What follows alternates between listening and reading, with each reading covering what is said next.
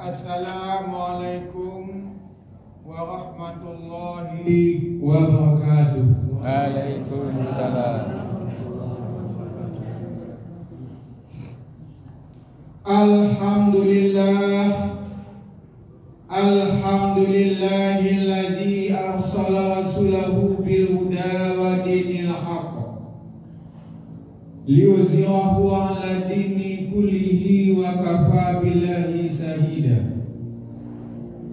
Asyhadu an la ilaha illallah wahdahu la syarika lah wa asyhadu anna Muhammadan abduhu wa rasuluh allazi la nabiyya ba'dah. Amma ba'du fa ya ibadallah, inni usikum wa iyaya bittaqwallah faqad fazal muttaqun. Ittaqullaha haqqa tuqatih wa la tamutunna illa wa antum muslimun.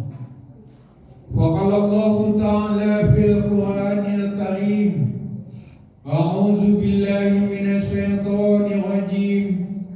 Bismillahirrahmanirrahim. Wa laqad zara'na li jahannama katsiran minal jinni wal ins. Lahum qulubun la yafqahuna biha wa lahum a'yunun la yabsaruna biha wa lahum azanun la yasma'una biha. Ulaika kal an'am bal hum adall. Ulaika humul ghafilun. Shadaqallahul azim. Surat Al-A'raf ayat 179. Bapak-bapakku, ibu-ibuku, kaum muslimin sedang jemaah tarawih rahimakumullah. Puji dan syukur sama-sama kita aturkan kehadirat Allah Subhanahu wa taala, yang mana alhamdulillah di penghujung Ramadan ini Allah masih melimpahkan nikmat kepada kita, terutama nikmat iman dan nikmat sehat. Begitu banyak nikmat-nikmat yang Allah curahkan pada kita, sehingga tidak akan sanggup kita menghitung nikmat-nikmat yang Allah berikan kepada kita. Dijadikan air laut sebagai tintanya, ranting kayu di hutan sebagai penanya, daun-daun sebagai kertasnya, sampai kering pun air lautan, maka kita tidak akan sanggup menghitung nikmat Allah itu. Marilah kita terus mensyukuri atas nikmat Allah. La in syakartum la azidannakum wa la in kafartum inna azabi lasadid. Kalau kita pandai mensyukuri nikmat kata Allah, maka nikmat itu akan bertambah. Tetapi apabila kita kufur, maka azab Allah akan pedih. Yang saya hormati Bapak pengurus Masjid Surah Baitul Izzah beserta jajarannya, Surah Baitul Jannah beserta jajarannya, Darul Jannah. Nampak di belakang gitu. Dan selanjutnya yang saya hormati bapak-bapak, ibu-ibu serta hadirin sidang jemaah tarawih rahimakumullah. Yang teristimewa kepada adik-adik kami santriwan santriwati yang kita harapkan untuk kelanjutan jayanya Islam di persada muka bumi ini. Amin. Di tangan generasi muda kita inilah kita pikulkan. Di tangan generasi muda kita inilah kita harapkan bagaimana majunya negara dan Islam sepeninggalan kita nantinya. Bapak-bapak, ibu-ibu sedang jemaah tarawih rahimakumullah. Di awal tadi kita sama-sama mendengarkan firman Allah, di mana Allah telah berfirman bahwa sungguh kata Allah, kebanyakan dari penghuni neraka jahanam itu kelompok jin dan manusia. Kelompok jin dan manusia yang mana lahum qulubun la yafqahuna biha, yang mana mereka itu Allah kasih qulub, Allah kasih hati, tapi hatinya tidak pernah dia menggunakan memahami ayat-ayat Allah. Hatinya tidak pernah dia perbaharui bagaimana untuk meningkatkan amal ibadahnya. hatinya dibiarkan terkontaminasi dengan noda-noda dan dosa-dosa. Makanya kata Rasulullah SAW dalam sabdanya bahwa di sebatang tubuh manusia ini ada segumpal daging. Apabila bagus segumpal daging tersebut, maka akan bagus pula lah perilaku manusia tersebut. Tetapi apabila segumpal daging itu rusak, maka kerja manusia itu juga akan rusak. Apakah itu tadi? Yaitu hati. Makanya untuk memperbaharui hati kita itu, Allah menyuruh kita untuk zikrullah, selalu ingat kepada Allah. Untuk beringat kepada Allah, kita laksanakan sholat dengan tepat waktu. Kita laksanakan sholat, jangan melalai-lalaikannya. Bagaimana kata Allah dalam surat Al-Ma'un, kita dianggap oleh Allah orang yang mendusta agama, yaitu orang yang fawailul lil musallin. Nah, kawel bagi orang-orang yang melalaikan salat. Berdirinya saya sini, saya tidak mengajarkan bapak-bapak dan ibu-ibu di sini karena saya berada di fase belajar dan saya akan insyaallah akan mempraktekkan yang Anda dapatkan di pesantren Anda. Baik, tanpa memperpanjang mukadimah, langsung saja masuk kepada ceramah singkat saya yang berjudul Asbabun Nuzul Surat Al-Abasyah ayat 1 sampai 2. A'udzu billahi minasyaitonir rajim. Bismillahirrahmanirrahim. Abasa wa tawalla an ja'ahul a'ma. Di ayat tersebut, pada ayat pertama tersebut terdapat dua buah kata, yakni abasa dan tawalla. Yang di mana abasa berarti dia telah bermuasab dan tawalla yaitu berarti dia telah berpaling. Bapak ibu tahukah maksud dari ayat tersebut? Maksud dari ayat tersebut adalah yang berpaling dan bermuasab di sana yakni Nabi Muhammad SAW. Mengapa Nabi Muhammad SAW di sana bermuka masam dan berpaling? Di ayat kedua diperjelaskan yakni al-ja'abul a'ma, telah datang kepada beliau seorang yang buta. Seorang yang buta di sana yakni Abdullah bin Ummu Maktum, yang pada saat itu Nabi Muhammad SAW sedang sibuk ingin mengislamkan para pemuka Quraisy yakni Abu Lahab, Abi Thalib dan dua orang lainnya yang saya lupa. Dan di sana Nabi menginginkan sekali orang-orang tersebut ingin masuk Islam, tetapi rumah Rasulullah dan Masjid Nabawi kan bersebelahan bapak ibu. Jadi datanglah Abdullah bin Maktum ke rumah Nabi Muhammad SAW dan Abdullah bin Maktum memanggil Nabi, tetapi panggilan Abdullah bin Maktum kepada Nabi bukanlah ya Rasulullah, bukan seperti itu bapak ibu. Tapi Abdullah bin Maktum memanggil Nabi dengan kata Allamani kama 'allamaka Allah, yakni berarti ajarkanlah kepada aku sebagaimana engkau diajarkan oleh Allah Subhanahu wa taala. Dan jikalau Nabi Muhammad SAW berbicara bapak ibu, suara Nabi sangatlah lembut, tidak seperti kita ini. Beranggapan Nabi dalam usia ini sedang ngobrol-ngobrol dengan bapak-bapak dan ibu berada di luar, dan suara Nabi itu tidaklah terdengar saking lembutnya.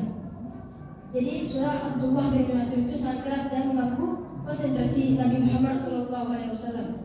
Dan di sanalah Nabi merasa kesal dan bermuka masam. Saat Nabi keluar dari masjid, adalah Abdullah bin Maktum di depan masjid itu, Nabi memalingkan mukanya dari Abdullah bin Maktum. Saat Abdullah bin Maktum setelah dari kejadian tersebut, ditegurlah Nabi, kenapa engkau bermuka masam? Nabi ditegur oleh Allah Subhanahu wa taala.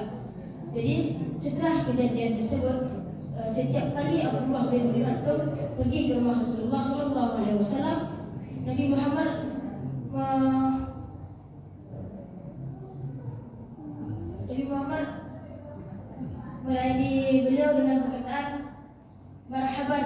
atibani fihi rabbi, yang berarti selamat datang wahai orang yang telah menyebabkan saya ditegur oleh Tuhan.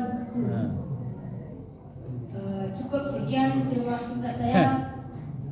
Wabillahi taufiq wal hidayah. Assalamualaikum warahmatullahi wabarakatuh. Waalaikumsalam. Tapi kita masuk neraka wel. Lalai dari segi waktu. Kadang kita telah terdengar panggilan hayya 'alas shalah di masjid. Kita masih sibuk dengan mengejar dunia, kita masih sibuk melakukan aktivitas kita, sehingga dalam pelaksanaan ibadah sholat banyak yang lalai jadinya. Kadang sholat zuhur hampir tiba sholat asar, kadang sholat asar hampir tiba maghrib. Ini tidak efisien ibadah yang kita lakukan. Kita sholat tapi kita lalai. Begitu pula lalai di dalam sholat. Bagaimana lalai dalam sholat? Kita sholat tapi masih ingatan kita masih mengelantur ke sana ke sini. Makanya sholat berjamaah di masjid itu akan fokus ibadah kita. Kalau kita sholat sendirian di rumah, apalagi ibu-ibu kita, kadang sholat asar belum dikerjakan. Ini bapak mau pulang kerja, lampiang babuko, dikajar dua memasak, sadap memasak, ditinggal sebentar dibayar sholat asar. Di dalam sholat takana lawak tadi lah ya lawak sokok atau tidak dimakan lebih kucing. Takana nanti masak tadi, akhirnya lalai dalam sholat. Takana yang lain, kadang-kadang kunci dan lupa letaknya di dalam sholat, takana letaknya, itu lalai dalam sholat. Nah kawel bagi orang yang lalai dalam sholat. Seterusnya lalai sesudah sholat. Awaklah sholat, inna sholata tanha 'anil fahsya'i wal munkar. Sesungguhnya sholat itu mencegah perbuatan dari keji dan munkar. Selesai kita sholat, para pedagang, Abu yo sebagai pedagang dulu di pasar raya, Pak Ibu, kegiatan Abu saya ini. Selesai sholat awak manimbang 1 kilo 10 on jadi 9 on, itu lalai sesudah sholat. Selesai sholat baik akan tua, kwitansi dimainkan, korupsi, lalai sesudah sholat. Jadi tidak ada nilai sholat itu neraka wel bagi orang-orang yang lalai dalam sholat tersebut. Bapak-bapakku, ibu-ibuku sedang dimatawi rahimakumullah. Kalau kita telah, kalau kita kaji bahwa ibadah sholat ini adalah suatu kebutuhan bagi kita, coba kita teliti, coba kita telah. Ketika kita berwudu saja, mencuci tangan itu adalah suatu terapi yang sangat bagus untuk kesehatan kita. Ketika kita membasuh kepala kita, ada juga bapak-bapak, ibu-ibu, orang-orang yang ambil wuduknya itu tidak efisien. Dalam ambil wuduk itu membasuh kepala, bukan membasuh rambut. Sehingga bagaimana ada orang yang berwuduk ikut rambutnya seketik. Kalau yang bagusnya kita ambil wuduk, kita gosok kepala kita dari depan sampai ke belakang.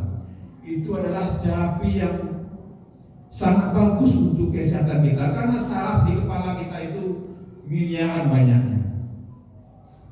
Di dalam sholat, gerakan-gerakan yang dilakukan dalam sholat, ketika kita ruku akan mengatur posisi ginjal di pinggang kita.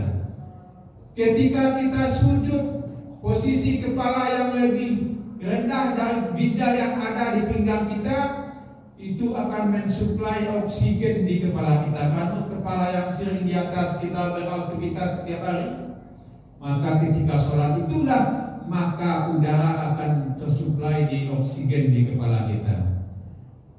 Jadi kalau kita betul-betul secara kontinu berjamaah melaksanakan sholat Pak Ibu, maka nikmat sehat pasti akan kita dapat. Itulah rahasianya Rasulullah SAW. Lebih kurang 63 tahun umur beliau Pak Bu.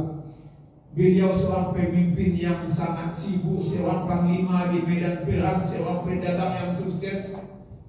Begitu sibuknya beliau, tapi tak pernah kita dengar beliau itu sakit. Apa rahasianya? Beliau menjaga ibadahnya. Ibadah sholat yang kita lakukan, sholat subuh antara sholat zuhur, itu jedanya yang begitu lama, ada sholat duha. Sholat maghrib, sholat isya antara subuh, itu lama jedanya, ada sholat tahajud. Jadi kalau kita terus mensuplai oksigen di kepala kita, maka nikmat sehat dapat dari Allah. Nikmat keimanan juga akan dapat bagi kita.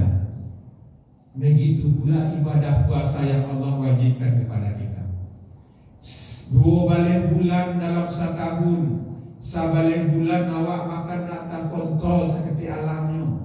Gaji mulai kambing masuk satu raja randang. 1 bulan kita dilatih, kita ditempa. 1 bulan lambung kita ini di siang hari istirahat.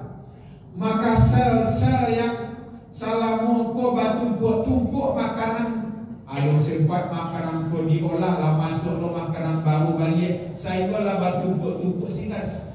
Di ketika perut kita kosong, maka akan membentuk sel-sel baru. Makanya orang-orang yang berpuasa, ketika dia buang air kecil akan keluar toksin racun-racun dalam tubuhnya. Makanya awak berpuasa itu buang air kecil karuh Bapak ini. Jadi betapa indahnya Islam itu. Jadi semua ibadah-ibadah yang kita diwajibkan oleh Allah kepada kita, itu sebenarnya adalah suatu kebutuhan. Jangan awak anggap suatu kewajiban. Kalau awak butuh, pasti kita akan mengejarnya. Pasti kita akan melaksanakannya dengan seefisien mungkin. Pasti kita akan mengerjakannya dengan sebaik-baik mungkin. Oleh karena itu bapak-bapak, ibu-ibu sekalian rahimahullah. Jadi mari kita jaga sholat kita. Jangan kita lalai dalam ibadah kita. Apalagi bagi orang-orang yang tidak mengerjakan sholat. Ini sangat luar biasa Bapak Ibu. Makanya orang-orang yang meninggalkan sholat itu secara sengaja, itu kata Allah telah mencap kita kafir. Karena yang sholat itu adalah tiang agama. Inna sholata tanha 'anil fahsya'i wal munkar. Sholat mencegah dari perbuatan keji dan munkar. As-sholatu imaduddin. Sholat adalah tiang agama. Kalaulah tiang tidak ada, bawa kamu bedin biangnya, kamu diam kamu nyanda. Kalaulah tiang tidak ada, bagaimana kita akan membentuk rangka atapnya? Makanya bagi orang-orang yang tidak sholat itu sama dengan orang-orang yang meruntuhkan agama.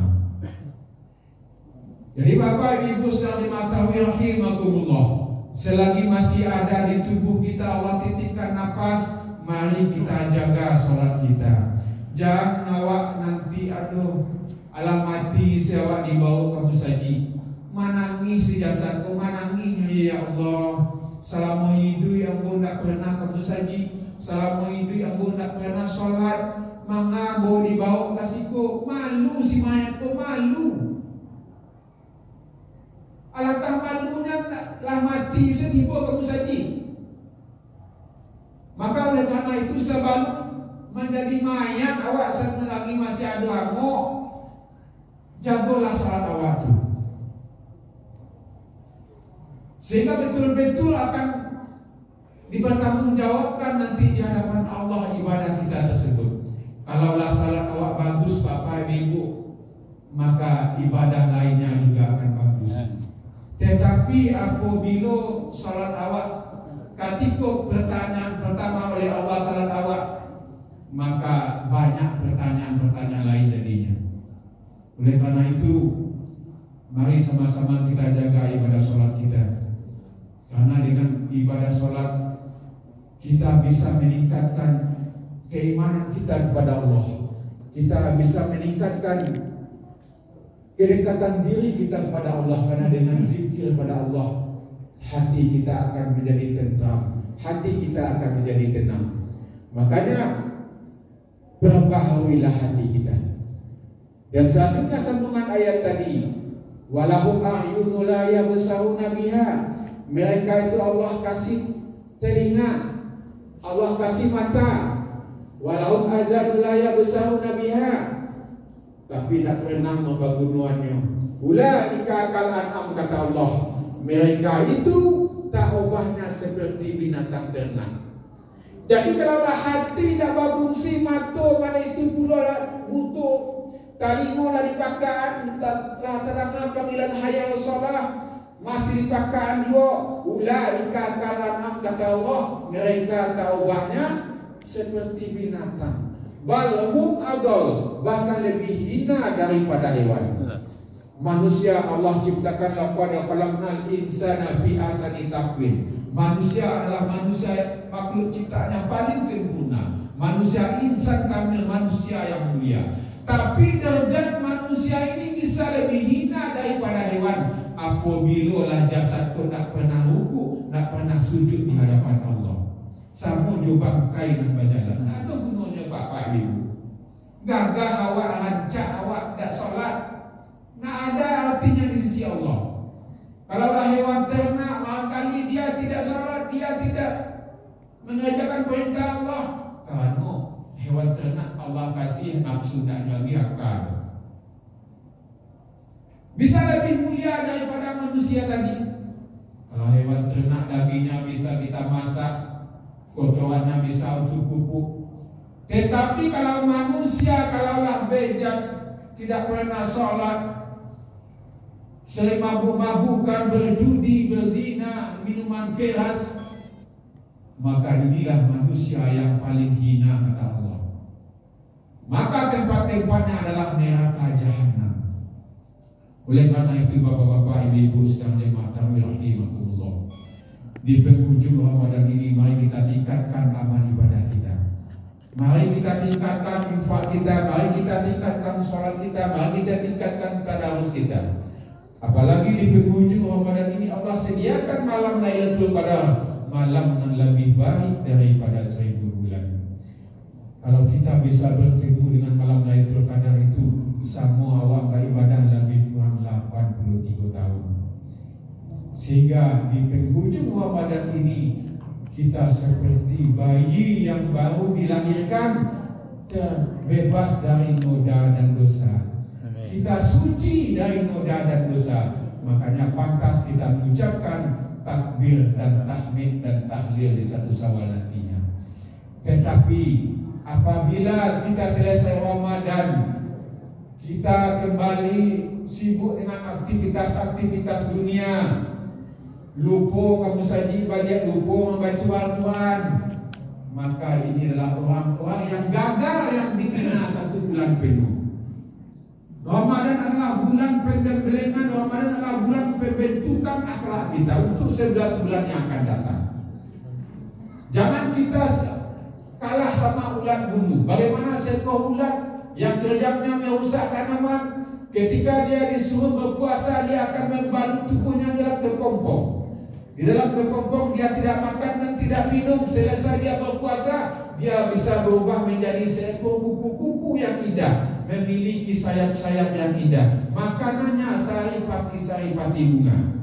Tidak pernah kupu-kupu hinggap di tempat sampah, tidak pernah hinggap di tempat busuk. Kupu-kupu ulat bisa berubah menjadi yang lebih baik.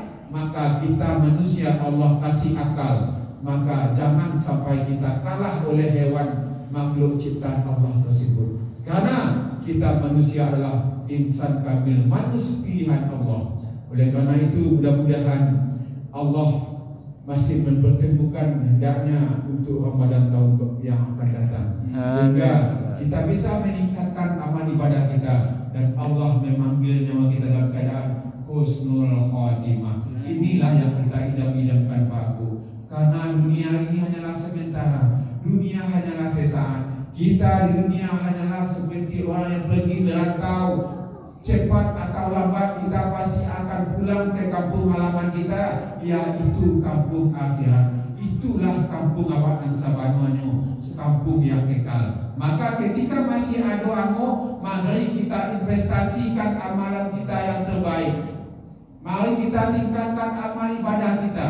Harta kita investasikan untuk di jalan Allah, untuk awak bawa pulang ke kampung halaman awak, yaitu kampung akhirat. Sehingga mudah-mudahan kita dipertemukan oleh Allah bersama Rasulnya di surga nantinya. Amin. Allah. Amin. Amin.